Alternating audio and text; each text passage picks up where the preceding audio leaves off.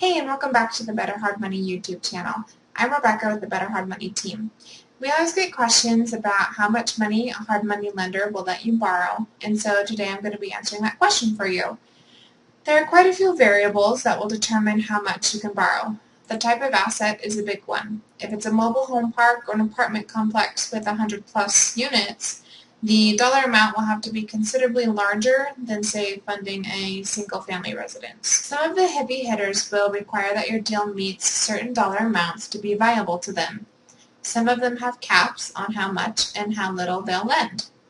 Some will lend no less than $50,000 on a deal, while others might have a minimum of $500,000. The location of the property is another big factor. If the lender is working with single-family homes in the Los Angeles region, then they'll need to have a lot more money than, say, a lender who's working in Detroit. Wherever the lender's working, they'll let you borrow as much as what makes sense for that market. Obviously, you don't need $500,000 for a deal in Detroit, but in LA, you do. The percent of purchase price, or loan-to-value, is another factor that will determine how much you can borrow. Percent of purchase price basically states that they will not let you finance 100% of what you are paying for the property. Thus, you have to have some skin in the game. Obviously, unless they will do 100% of purchase price, but we've never seen that happen. Percent of loan-to-value is based on the value of the property. If you get a good enough deal, they might finance the whole purchase price. So let's say the lender will offer 70% of LTV, and you negotiate to purchase a property at 70% value. The lender would then essentially fund 100% of the purchase price.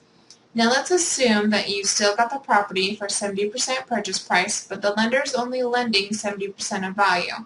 You would need to bring in 30% to cover the remaining costs.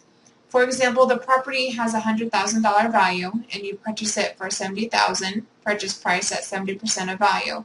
With the lender financing 70% of the purchase, they would fund $49,000 and you would need to bring in $21,000 to close the deal. The availability of funds that the hard money lender has to invest will definitely affect how much they'll be willing to give you. How long they have their money out and how well their loans perform are also additional factors. As you can see, there are a lot of variables that come into play when a lender is determining how much they can lend to you. Be sure to complete your due diligence when working with hard money lenders so that you know exactly what they're looking for.